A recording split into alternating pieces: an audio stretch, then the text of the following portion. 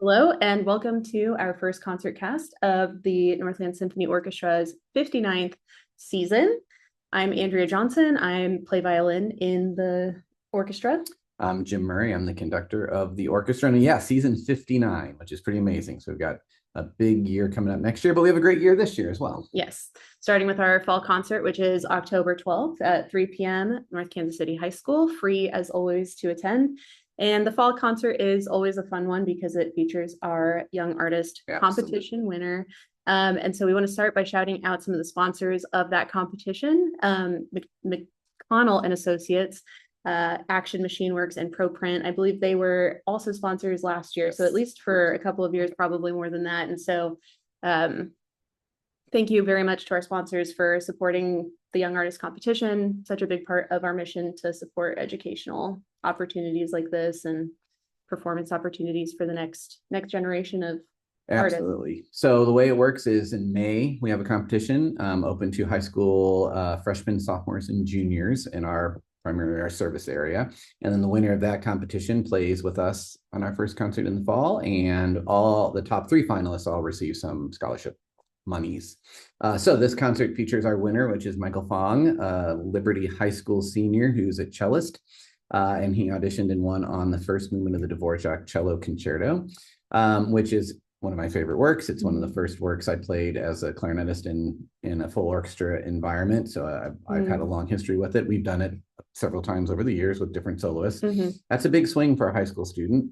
It is a mountaintop piece for most cellists, and he is just phenomenally talented and a hard worker, and just played so wonderfully well, and rehearsals are going great, and it's going to be a really phenomenal performance. Excited to do this I love this piece, so I'm always excited to do that, but I'm always excited to do it with a young person, just because they, you learn things from them, they approach things differently, and he has got a great teacher, and it's all a big collaborative process. And so I think it's just going to be a fantastic afternoon to demonstrate what some of the young people in the area can do. Yeah, he sounded great at rehearsal this week. Lots of impressive octaves, and it really does. And yeah, it really is. And he's a fine pianist and organist as well, and fine overall musician. One of the multi-talented. Yeah, absolutely. Awesome.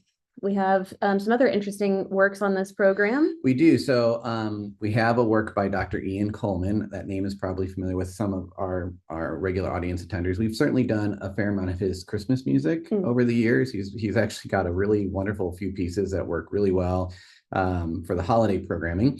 But we're actually doing a piece called The Point of Eternal Return. And as many people know, I conduct other ensembles in the area in addition to Northland. And the Heritage Philharmonic, which is based out of Independence, Missouri, commissioned this work from Dr. Coleman, who's at William Jewell and been in the area for a long, long time, for our 75th anniversary. Sadly, that concert was postponed due to the COVID pandemic. And so we just decided to wait and do a big 80th anniversary. So we finally performed it last year for our 80th anniversary, which actually, interestingly enough, gave Dr. Coleman the chance to sit and rework the piece a bit, which I don't think a lot of composers get the chance to do. And so we did it. We premiered it last year, and I wanted to do it this year just because I really like the work. Yeah. I mean, I believe in the work. I love that. I love it. And I think it works great on this program. So we're starting the program with this. He'll be there to talk about the piece to the audience. And I just think, it's hard for community orchestras to commit to a lot of contemporary or programming by modern composers for a lot of reasons. And least of it is philosophical. It's more to do with logistics and the size of our orchestra and the number of rehearsals that we have and the technical requirements required to do all that. So I just really am happy to be able to incorporate living composers whenever I can do it. Especially ones that can come and talk to the orchestra. Absolutely. There's something really kind of personal about it. It's fun to be part of the whole kind of musical life. Yeah, and what I'll try to do, like, maybe I'll see if I can work this in with the audience, but and I do this in my classes all the time, all of the greats were just regular people for a long time in their lives. Yeah. And the fact that we put them on pedestals and stuff, may not be the right thing to do, but a lot of the composers that we celebrate and still play today were just, living, working musicians and composers during their lifetime. That's right. So We have a few program advertisers to shout out as well for this concert.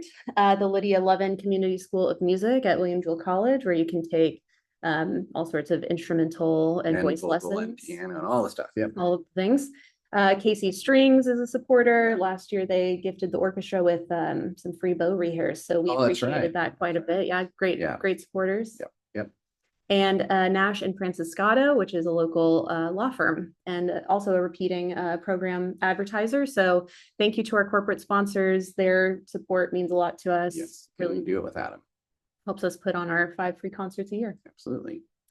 Okay, so what else? Let's hit one more high note on the program and what the people have to look forward to. One of the things that's challenging for me when I'm programming is I don't know, I don't always know the young artist piece, right? I learned it in May, and contrary to what some people think, I do work on this before the summer. So the first concert is obviously always the fall. That the main theme is the young artists, and that's what we do, but we have to program around it. So the Dvorak is kind of folk. It certainly has folk type melodies in it, or maybe folk inspired melodies in it. So that's kind of what I went with for the second half of the program. So the second half of the program and is all connected to folk type music. So we've got a really beautiful, I think, and cool piece by Henry Cowell, the Vaughan Williams English Folk Song Suite, which is like super catchy, like everybody's going to be humming that. Yeah. A more slightly obscure piece by Delius. It's a Norwegian folk song, but then it all leads to Brahms Academic Festival Overture. And Brahms, of course, was Dvorak's main mentor. He wrote his publisher on behalf of Dvorak. He did a lot of work to support Dvorak. So I always like to put them on the program together. But I love the Academic Festival Overture. It's more festival than academic, like for sure. So Brahms never went to college. And so by age 20, he was touring, playing piano with, I can't remember this violinist, Ramyani, I think his name was. And he was touring, during like recital season, playing along with this guy. And along this, he met Joachim, the other violinist, Joachim.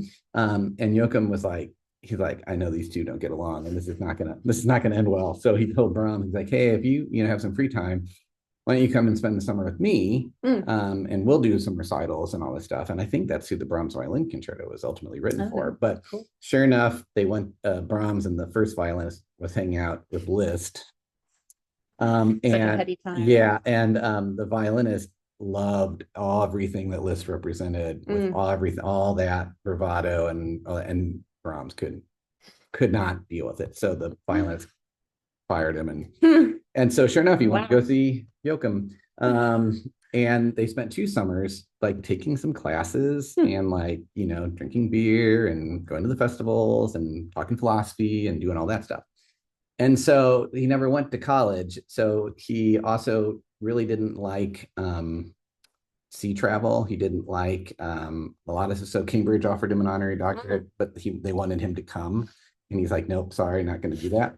And they were going to make a real big deal about it. And so then a university in Breslau said, we'll give you an honorary doctorate, but you don't have to come. So he's like, great. He's like, great, I'll do that. And he sent him a postcard as a thank you. And the music teacher there, who's a friend of Brahms, said, yeah, they expect like a piece of music as a thank you. And so that gets us Academic Festival Literature, which is interesting. It's one of the biggest groups of like instruments that he's ever used. And so it is, at times a little serious. That's like the academic side, right? But the festival side is there's at least 4 college songs that he's worked in there, like drinking songs and stuff from the summers that he was with. That's awesome. And I really think it's kind of a tongue-in-cheek thing for that university. I think he's like, you want something, and I also think it's kind of it's hard. It's Brahms. Yes. You play violin. I don't need to tell you. We all know what that means. Stratosphere. Yes. But it's it's not what I think people at the time would have expected from Brahms, right? Like, he had these massive serious symphonies and all this stuff, and then he like sends them this thing. So I love it for all those reasons, but it is a pretty chaotic ending. Yeah. I feel like the party's really going by the time we get to the end of that thing. So ending the program. I love an overture closing a concert. I feel like I could have ended with the Vaughan Williams because they're just so wonderfully tuneful. But the chaos of the Brahms, it's just hard to resist. So Send people off into the rest of their weekends with some with joviality. yes, absolutely. So Nice. it should be great program. I'm excited about it. And yeah, so Sunday, October 12th, 3 o'clock, North Kansas City High School. Admission is free as always, but this year we are asking people who attend to RSVP. Doesn't affect, you don't have to, you can still come, it's free. We're just trying to track our people better. It helps us with grants and helps us with funding. And so you can do that through our website. You can do it when you arrive at the concert. You can just, it's literally just click, and we just need to capture some information about where our people are coming from and who are attending. So we're gonna be doing that at every concert this year and really trying to show up that information for our grantors and our funders and all that. And it will enter you to win, I believe, a prize. I don't have it in front of me. I believe it's a chicken and pickle gift card of some variety. There is an incentive. Yes. So the drawing will be done at the very last concert of the year in May. So there is, something you might get out of it too. So the May Disney Spectacular. Ooh, yeah, a little foreshadowing there. You go. Something to look forward to. And another thing to look forward to a little bit closer in time is our bingo brunch fundraiser, which we've done for several years now, and it's always fun. Low key at Chicken and Pickle. Also raffle prizes there. So if the bingo numbers aren't going your way, there's also the possibility to win some fun prizes through the raffle. So that's October 18th. So it's the weekend after our concert, but on Saturday. Right. Yeah. Yep. And tickets are still on sale, so you can find those on our website as well. All right. That sounds great. Looking forward to it, Jim. Hopefully we'll see you at both events. Yes. So